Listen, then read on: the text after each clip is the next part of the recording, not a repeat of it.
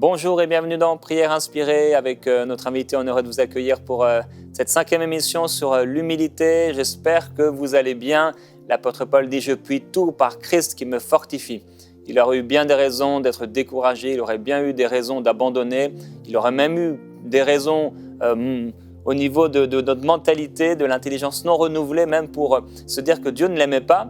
Mais il comprenait par une intelligence renouvelée que Dieu l'aimait, que Dieu était avec lui et qu'il fallait qu'il s'arme de courage, qu'il fallait qu'il se fortifie pour pouvoir servir le Seigneur et obtenir cette couronne incorruptible que le Seigneur lui avait réservée. C'est extraordinaire, frères et sœurs. Il faut qu'on puisse se rappeler en ce début d'année que le Seigneur nous a préparé une place. On va être bientôt avec lui, c'est extraordinaire.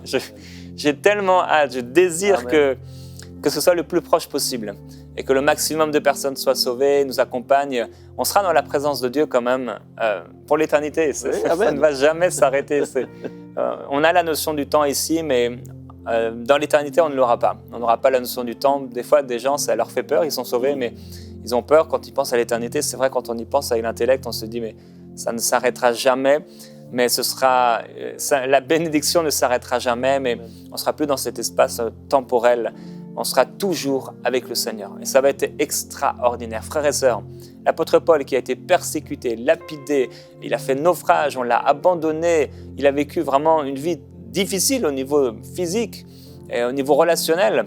C'était difficile, mais il dit qu'il regarde toutes ces choses comme rien comparé à la gloire à venir. Et je crois qu'il y a une gloire qui nous est réservée en Jésus-Christ. Frères et sœurs, il faut qu'on continue à regarder au ciel, là où se trouve le Seigneur Jésus. Il faut qu'on continue à persévérer dans notre course, dans notre amour pour lui, parce qu'il nous a réservé quelque chose d'extraordinaire. Et moi, j'aime bien les surprises. Et Dieu, il nous prépare une surprise. Amen. Il nous a préparé à ça. Il nous a dit qu'il y avait effectivement les noces de l'agneau, mais je crois qu'il y a des surprises qu'il nous a préparées, parce que Dieu est un Dieu de surprises. Il nous a surpris par son amour, il nous a surpris par son pardon, il nous a surpris par sa parole. Il y a bien des gens qui étaient sur le bord de se suicider et Dieu les a surpris sur le chemin. Il les a surpris par ses compassions. Je crois qu'il nous prépare une surprise qui est à la mesure de qui il est et de sa richesse.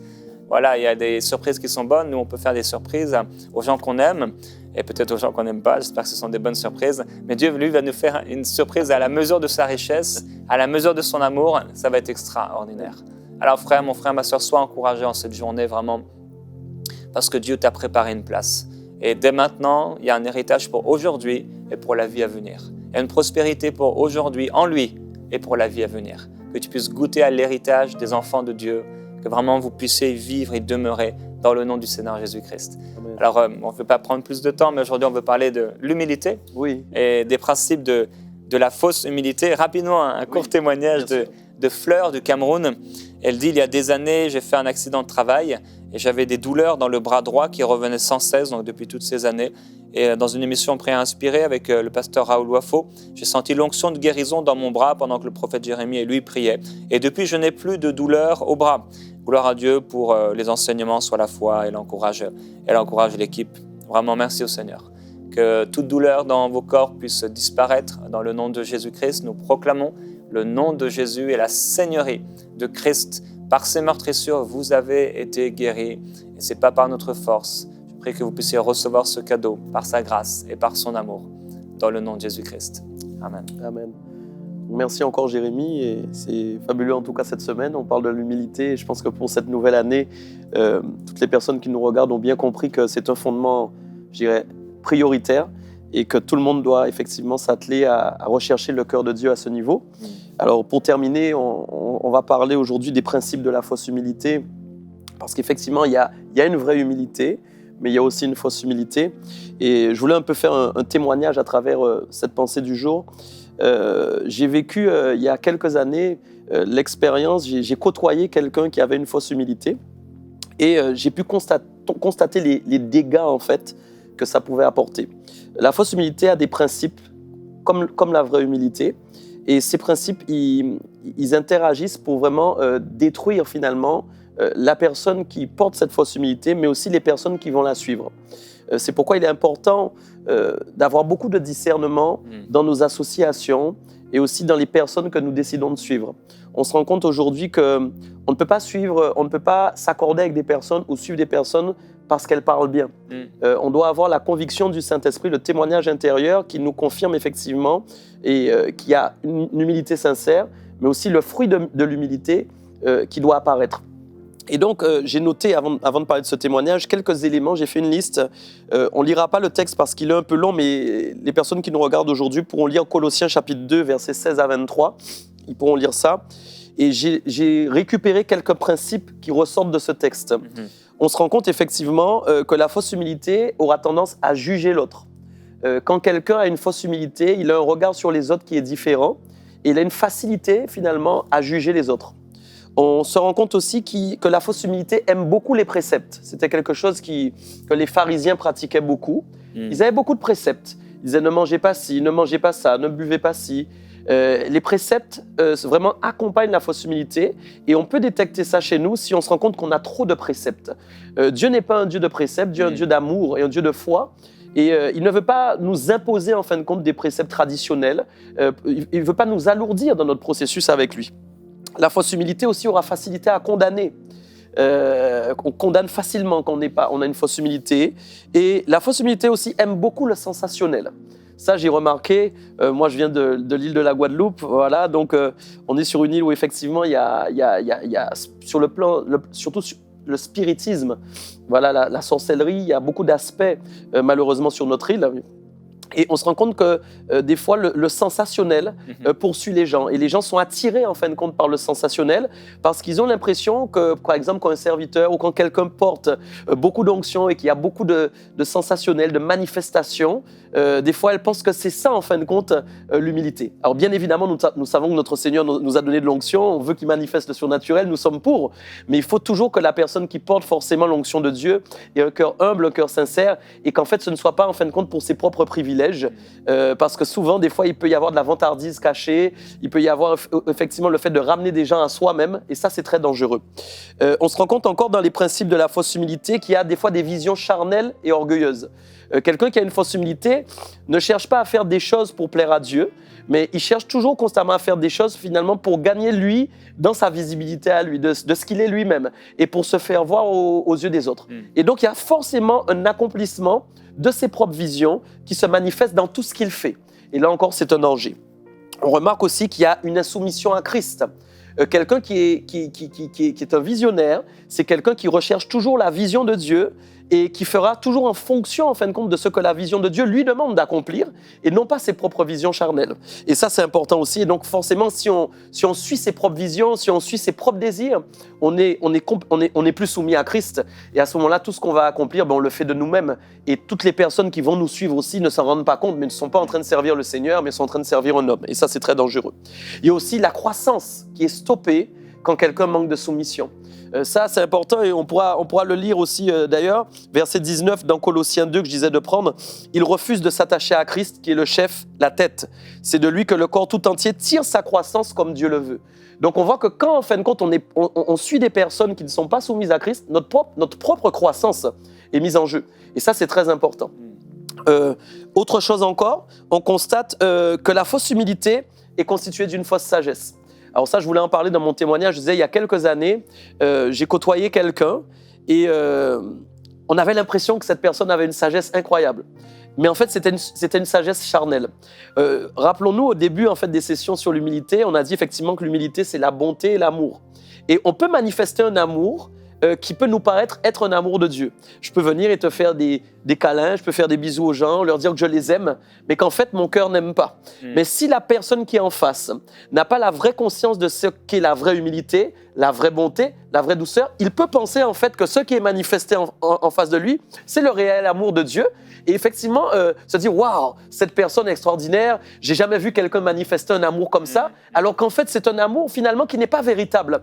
Parfois, l'amour, c'est vrai qu'on dit souvent l'amour se montre en action, mais parfois, on peut avoir une profondeur dans l'amour, une profondeur d'humilité qui va nous permettre de côtoyer les gens avec simplicité, sans pour autant faire des artifices, mais aimer réellement et être vraiment humble. Et ça, j'aimerais vraiment que chacun puisse en prendre conscience et ne pas chercher finalement sur des préceptes, sur des actions qui semblent être très humbles, se dire « Waouh, je suis humble », alors qu'en fait, je ne suis pas du tout humble et que finalement, mon cœur n'est pas soumis au Seigneur.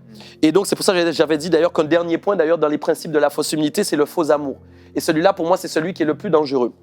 quand en fait je côtoyais cette personne, j'avais constaté que les gens qui se rassemblaient pour le suivre avaient des gros problèmes dans la foi. C'est-à-dire qu'ils étaient très faibles dans la foi.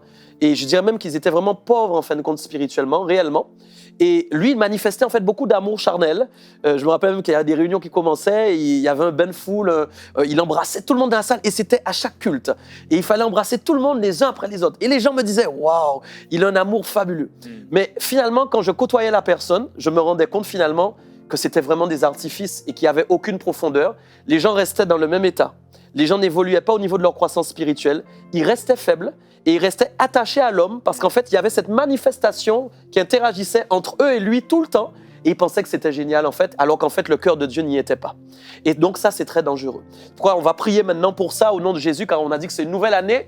Et notre prière, vraiment aujourd'hui, c'est que tu puisses avoir du discernement. La Bible dit qu'il faut que nous ayons le discernement des esprits.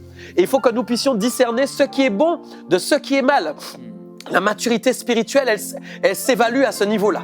Et je prie pour toutes ces personnes qui nous regardent maintenant. Oui, plus personne ne va te berner en 2020. C'est ce que nous déclarons maintenant. Plus personne ne va te tromper en 2020 parce que le Seigneur veut être ton Seigneur. Il veut être ton Père. Il veut être aussi ton Maître. Et il veut être le seul qui manifeste sa volonté parfaite dans ta vie. Si tu dois suivre des hommes de Dieu, si tu dois suivre des personnes pour ta croissance spirituelle, il va t'éloigner maintenant des faux bergers. Il va t'éloigner des loups. Il va t'éloigner des personnes, des loups ravisseurs qui ont décidé de s'octroyer ce que tu as de bon dans ta vie et pour l'utiliser à leur fin. Non, nous refusons cela au nom de Jésus. Et nous déclarons maintenant au nom suprême de Jésus qu'il n'en sera pas de cette année, ce ne sera pas ton partage, ce ne sera pas ce que tu vas recevoir cette année en 2020, mais au contraire, tu vas marcher dans l'amour de Christ et le Seigneur te donne maintenant un discernement spécial pour être capable de voir la vraie humilité. Tu ne seras plus berné par une fausse humilité, par des manifestations charnelles qui te font croire que c'est l'amour divin, alors qu'en fait, tu es éloigné de l'amour de Christ. Mais au contraire, tu verras de tes yeux, tu ressentiras avec la conviction de l'Esprit. D'ailleurs, je veux prier pour ça maintenant. Le témoignage de l'Esprit, c'est que l'Esprit de Dieu me dit maintenant que vous receviez là où vous êtes, le témoignage de l'Esprit dans vos cœurs, pour que quand quelqu'un vous parle, vous ayez la confirmation du Saint-Esprit que c'est bien le cœur de Dieu qui est en train de parler et que ce n'est pas un cœur d'homme. Oui, je déclare, tu ne donneras pas tout ce que Dieu t'a donné de bon, tu ne jetteras pas les choses par terre. Tu ne mépriseras pas les choses que Dieu t'a données et personne ne va t'abuser. Nous brisons l'esprit de l'abus.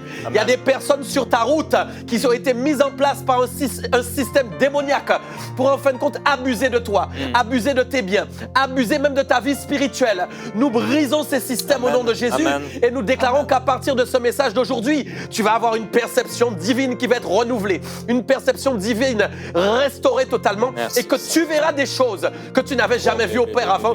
Plus personne ne pourra t'abuser au nom de Jésus. Alléluia. Gloire à Dieu. Alléluia.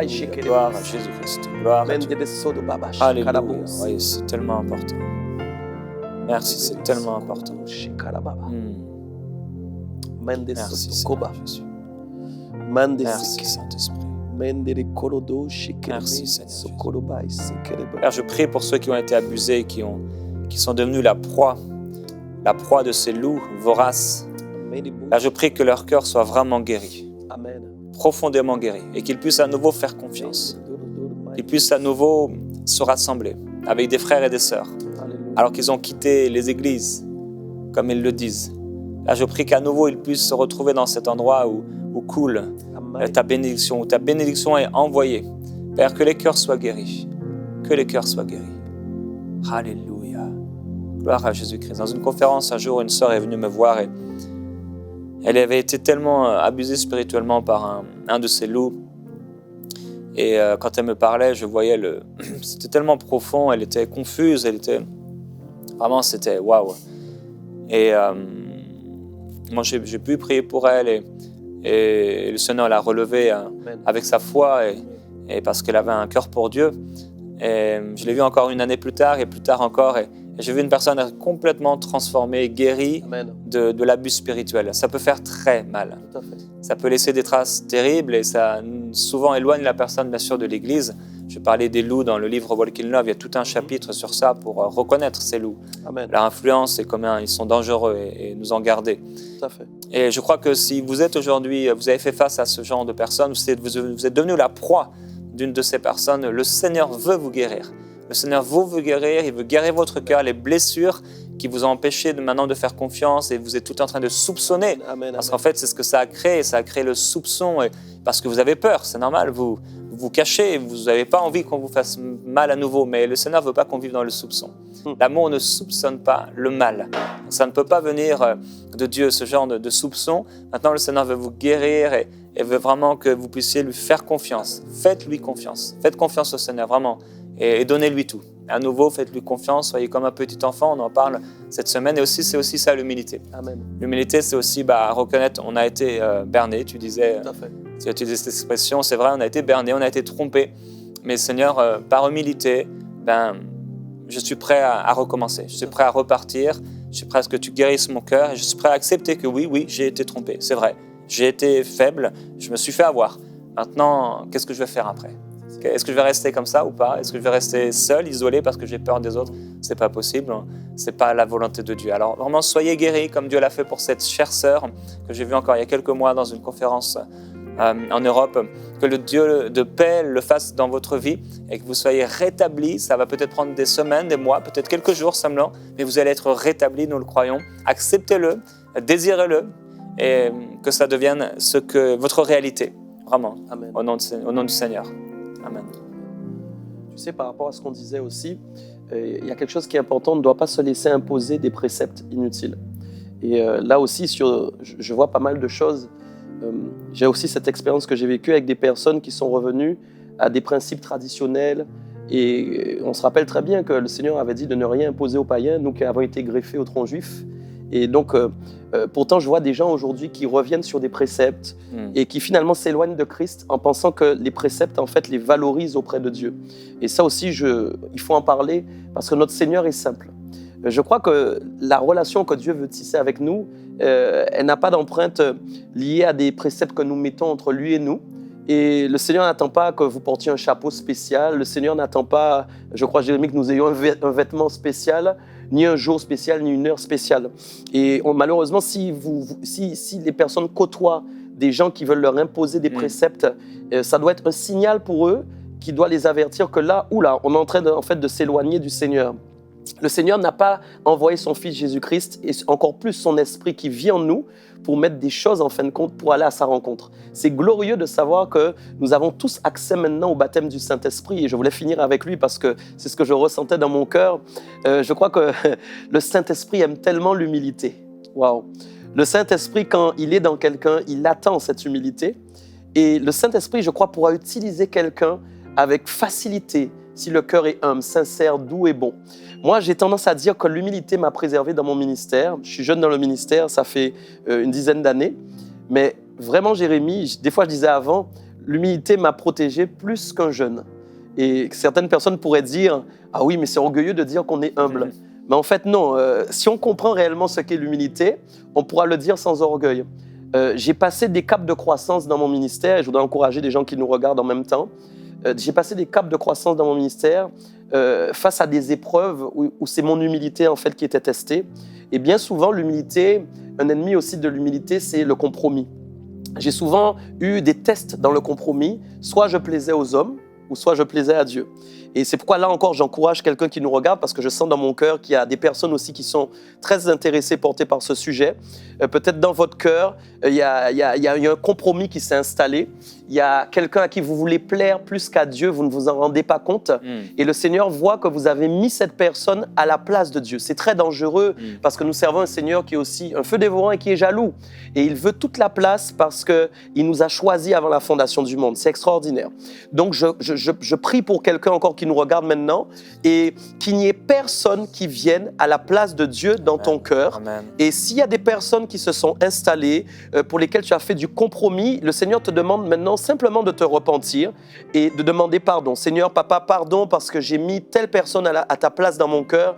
Et peut-être même le Seigneur me montre qu'un jour tu as entendu la voix de Dieu te dire, c'est lui ou moi, mais tu n'as pas fait le bon choix. Ta chair a eu raison de toi et tu n'as pas réussi finalement à passer ce cap. Mais le Seigneur te dit, il n'est jamais trop tard. Le défi, tu peux le relever maintenant et le Seigneur va t'accompagner en fait dans ce défi qui est extraordinaire et qui va t'amener dans une nouvelle relation avec Dieu. Je crois que quand on enlève quelqu'un sur le siège où Dieu devait être installé, qu'on le remet Dieu à sa place, c'est un temps où Dieu peut se glorifier d'une manière magnifique. Je sens qu'il y a des personnes maintenant, vous êtes touchés par le Saint-Esprit. La présence de Dieu se manifeste simplement à cause de ce pas de foi que vous faites. Et vous dites à haute voix, oui Seigneur, je te redonne toute la place dans mon cœur. Pardonne-moi pour toutes les fois où je t'ai trompé. Et aujourd'hui encore, je veux renouveler mes vœux avec toi. Amen. Amen. Alors on disait, et c'est important, voilà, faisons attention à qui nous décidons de suivre. Alors évidemment, ça peut toujours paraître prétentieux et on pourrait dire ah oui, mais ils se prennent pour qui eux? Est-ce que c'est eux les meilleurs? Est-ce que c'est eux qui connaissent tout? Quand ils nous disent faisons attention. Mais je crois que le Seigneur nous a appelés il nous a mis en garde dans ces temps de la fin contre des loups ravisseurs, contre des faux prophètes, c'est écrit. Et donc il est normal de parler au peuple dans la vérité et d'expliquer au peuple qui nous regarde aujourd'hui qu'il faut qu'il y ait vraiment une prise de conscience. On a parlé des réseaux sociaux pendant la semaine, désolé de revenir dessus, mais c'est vrai qu'on ne peut pas ne pas en parler, ça fait partie maintenant de notre quotidien. Et il y a une ouverture en fait sur les réseaux, une simplicité d'accès à beaucoup d'informations, à beaucoup de prédications, à beaucoup d'enseignements.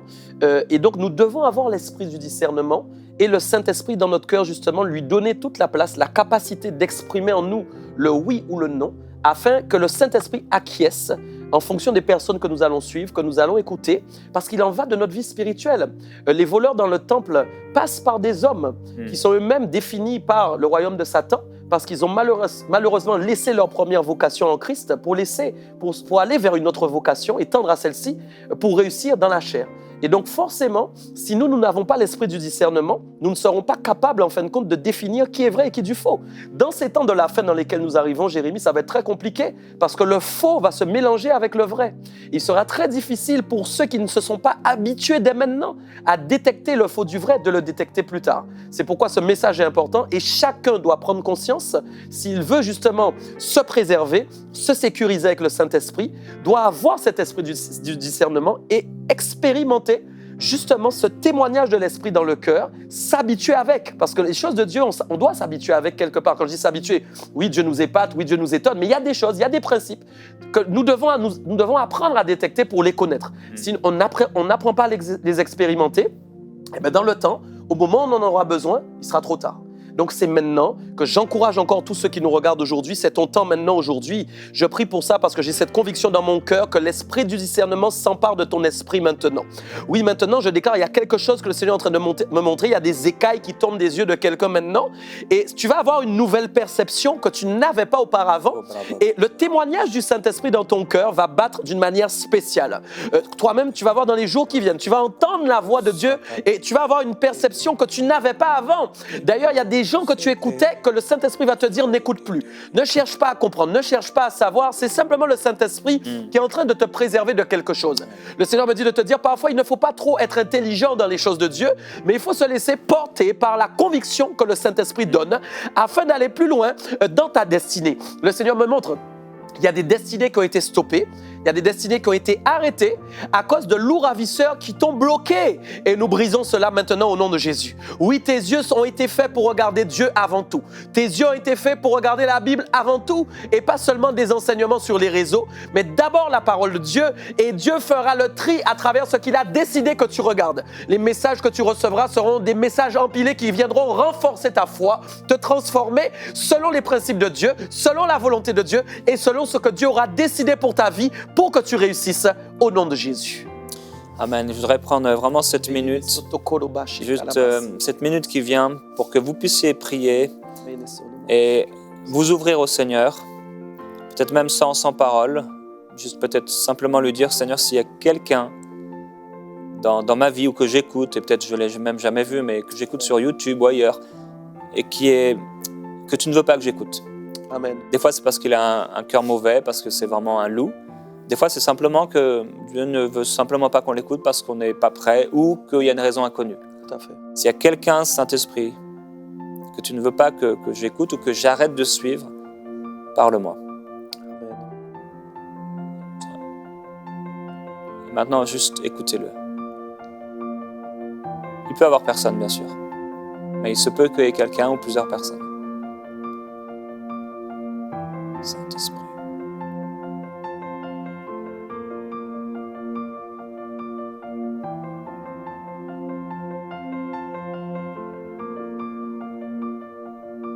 Merci, Saint-Esprit. C'est peut-être aussi, je crois, pour certains, il y a des enseignements qui vous reviennent, que vous avez reçus. Peut-être même un invité dans votre église ou dans une église où vous avez été, et il a semé quelque chose d'impur. Et ça a construit comme une doctrine, et ça vous a fait faire des choses, ça vous a fait croire des choses qui étaient fausses. Et je veux vraiment te demander, Seigneur, d'enlever cela dans les cœurs. Amen. Il y a ces fausses doctrines qui empêchent d'aller plus loin. Il y a des blocages qui viennent par les doctrines qui sont fausses. Peut-être par rapport au Saint-Esprit, par rapport à la guérison, par toutes sortes de choses. Par rapport au couple, toutes sortes de choses qui sont là. Et je te demande, Saint-Esprit, vraiment de les ôter des cœurs. Il fait le Père par le Saint-Esprit. Ôte ces choses des cœurs. Je te remercie. Si vous avez reçu quelque chose, peut-être Saint-Esprit vous a mis en garde et vous avez un nom comme ça ou une image, ou tout de suite, vous pouvez passer du temps à prier par rapport à ça. Et si ça reste, alors faites vraiment attention. C'est un avertissement de Dieu. Et si ça part et que vous sentez, oh non, c'était juste une pensée, bien simplement, voilà, ne méprisez pas les prophéties, retenez ce qui est bon. Amen. Amen. Gloire à Dieu. Donc je pense qu'on peut terminer avec, en se disant que soyons des petits enfants, puisque nous avons commencé le thème avec ça. Et plions les jambes. Revenons à la source et rappelons-nous que le Seigneur Jésus que nous avons choisi a été tellement humble. Il ne s'est pas valorisé, il s'est mis à notre niveau et prenons le temps de regarder les autres. Ça, c'est très important. Si on recherche la gloire, on doit d'abord rechercher les autres. Le Seigneur a donné sa vie pour nous tous et ce qu'il veut, c'est que nous aussi nous fassions comme lui il a fait et même plus. Mais on doit commencer par ces principes de base qui sont les plus importants. Et je crois que si on met toutes ces choses en pratique, on va parler de prospérité. On va parler de gloire. Car la gloire de Dieu est vraiment une prospérité infinie, indéfinissable. Et avant de courir après ces choses, avant de les mériter, c'est une gloire qui est complètement imméritée. Cherchons le cœur de Dieu. Amen. Cherchons son cœur et que cette année soit pas une année où on va se dire comme d'habitude, on veut réussir, on veut partir sur des bons principes. Non, mais que nous soyons vrais, authentiques, sincères avec Dieu, faisant le bilan chaque mois, chaque jour, et nous disant, Seigneur, est-ce que je suis assez humble? Est-ce que vraiment je suis assez simple? Est-ce qu'il n'y a rien qui est en train de m'éloigner de toi? Est-ce qu'il n'y a pas quelque chose là qui est en train de transformer mon cœur? Parce que j'ai l'impression que je fais de grandes choses, parce que j'arrive à faire tellement de choses maintenant, et toujours me rappeler que c'est grâce à toi que je les fais. Amen, gloire à Dieu. Alors ne courons pas après des prédicateurs, après des hommes ou après des choses, mais courons après le Seigneur. Amen. À très bientôt, frères et sœurs.